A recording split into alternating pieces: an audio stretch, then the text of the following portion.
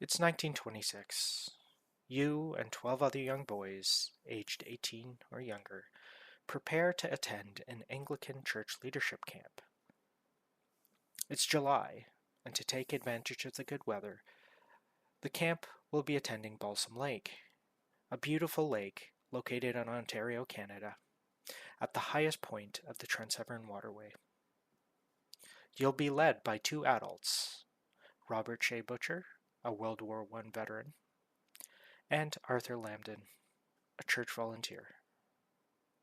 Your group of 15 will attend the camp for some recreation, exercise, relaxation, and, most importantly, canoeing.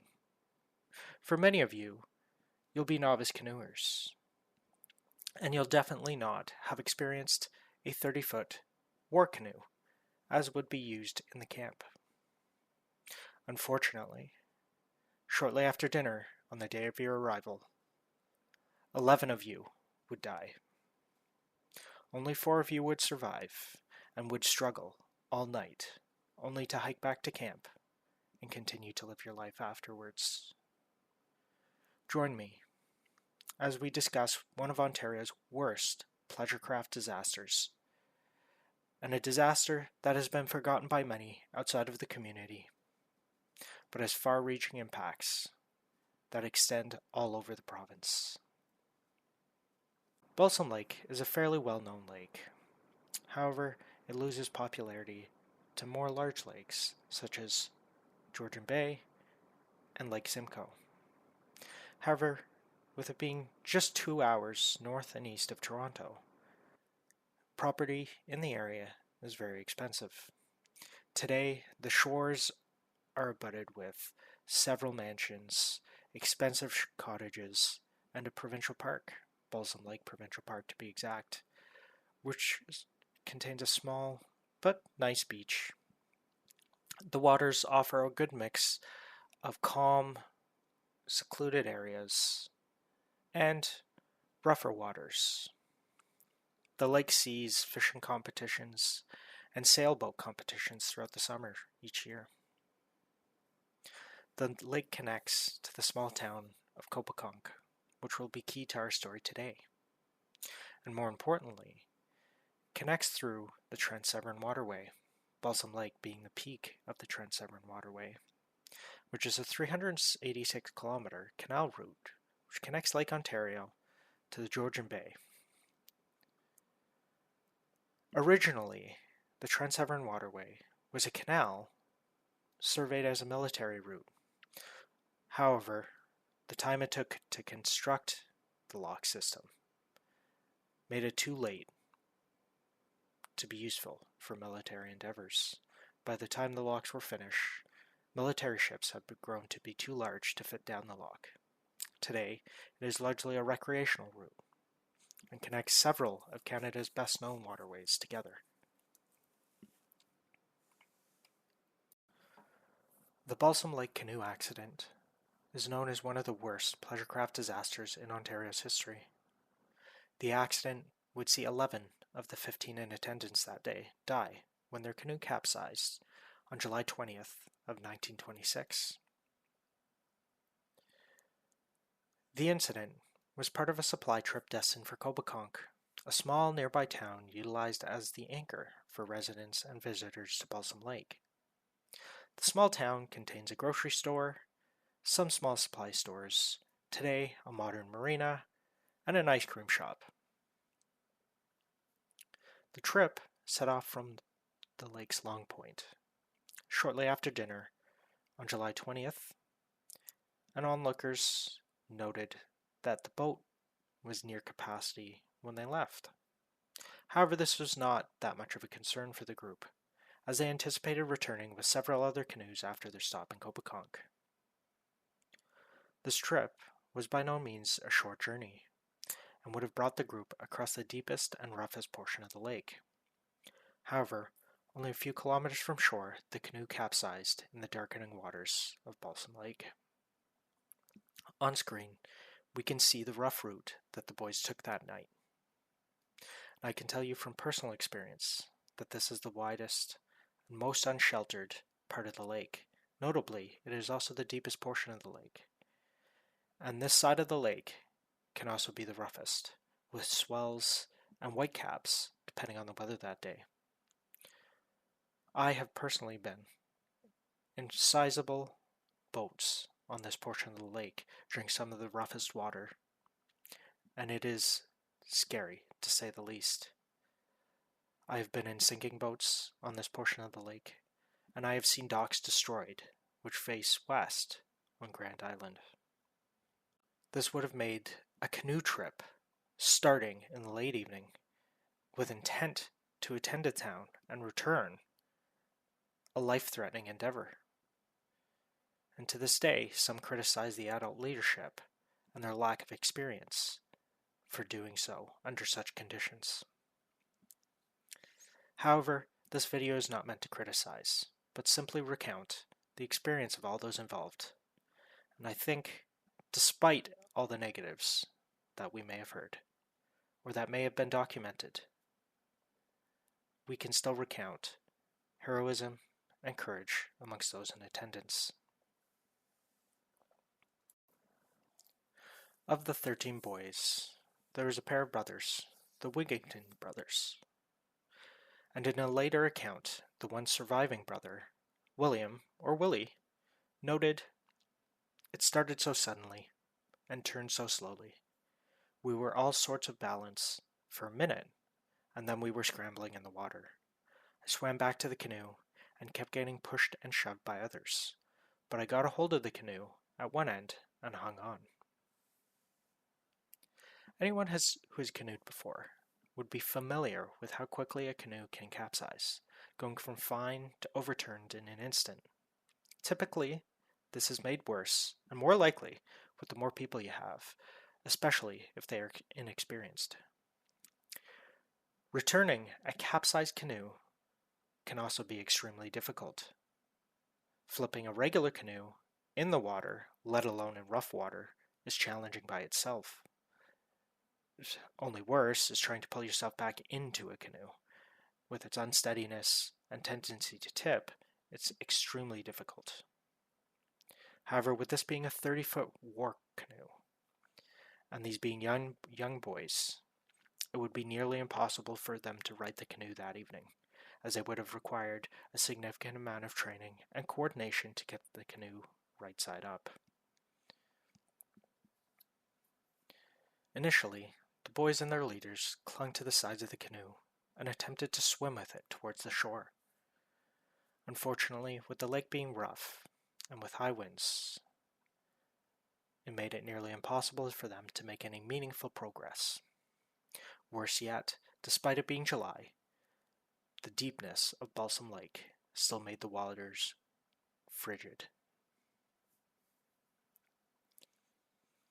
The first deaths began in the first hour of the capsizing. The first boy to fall victim to the lake was 18-year-old Oliver Mardell, who drowned within the first hour of the ordeal.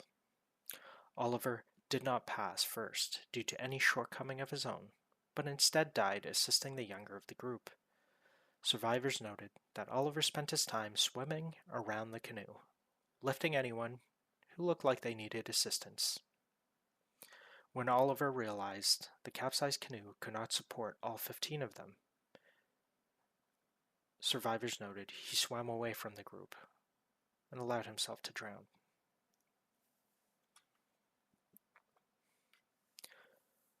Shortly after Oliver, veteran Robert Shea-Butcher, who could not swim, also allowed himself to drift away from the canoe. He realized the same thing Oliver did, and as he could not swim, Robert sacrificed himself so as not to be a burden on the survival of the others. Following Robert, Ray Allen attempted to make a bid for shore to get help, but drowned in the rough water within 10 meters of his journey. After Ray, the boys started to drop from the canoe one by one. Survivors noted that none cried or panicked, and accepted their death with courage many could not imagine today. Of the 15, Only 4 were able to hang on for the 6 hours it took the group to drift onto the shores of Grand Island. The survivors landed around 2 a.m. and took a few hours rest and time to flip and correct their canoe. While Grand Island is a major landmass, it is remote, with very little on the island. This would have been even sparser in 1926. The 4 survivors needed to paddle back to the mainland to conclude their journey. The group of 4 only managed to save 2 of the oars, and it took them until mid-afternoon the next day to get back to camp. It would be 4 days until all of the 11 bodies were recovered. In the incident's aftermath, a coroner's inquest was held in the nearby town of Lindsay. While there were no charges brought against anyone involved, the leadership of the group was scrutinized regarding their proficiency on the water, especially the lack of ability to swim for Robert. The inquest also resulted in a recommendation to ban large canoes from youth camps on the lake. However, due to the popularity of canoes at the time and the importance canoes play in Canadian culture, no drastic action was taken. The mother of the Wingington boys stated she felt it was the only verdict the jury could have brought in. Sadly, at the time, there were no requirements for personal flotation devices, life jackets, and this key life-saving tool would not see legislation until much later. And even then, it would only be a requirement to have life jackets aboard a vessel, not worn. Only in 2021 did Ontario make it mandatory for children 12 and under to wear a life jacket while aboard a watercraft. However, this still applies if no one 18 years or older is in direct supervision of the child. As such, even modern regulations may not have prevented this disaster. In 2019, director Richard Bell made a movie about the accident called Brotherhood, featuring Canadian actors like Brendan Fair and Brendan Fletcher, the later of which you may recognize from his role in The Revenant. Today, a 4-meter high cross at St. James Cemetery can be seen honoring those lost in the tragedy.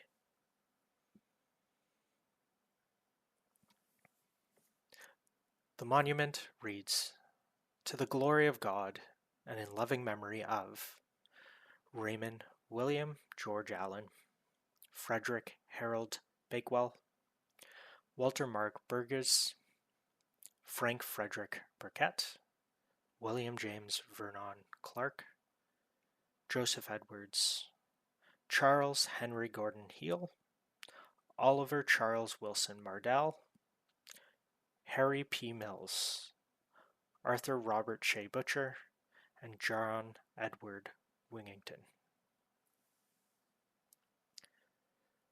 This brings us to the end of our short recap of the Balsam Lake Canoe Accident.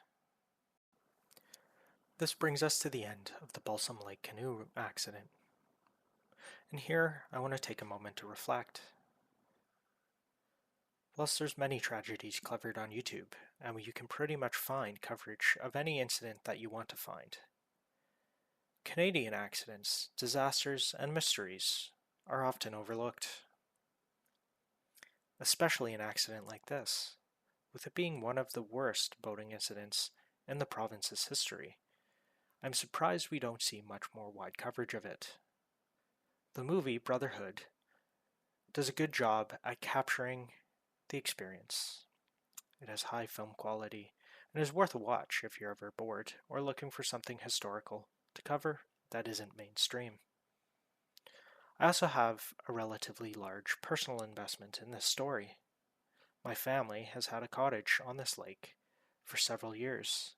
I grew up on this lake and did not know about this accident until I was an adult, which is somewhat unfortunate, as I think it is important to know. Even in the town, it is not spoken of that often, and only few remember it.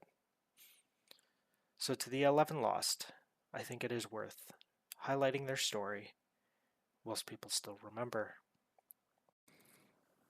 Thank you for taking the time to listen today. I include any sources I use for research in the description below. Many of the images come from old news articles or modern news articles recounting the issue.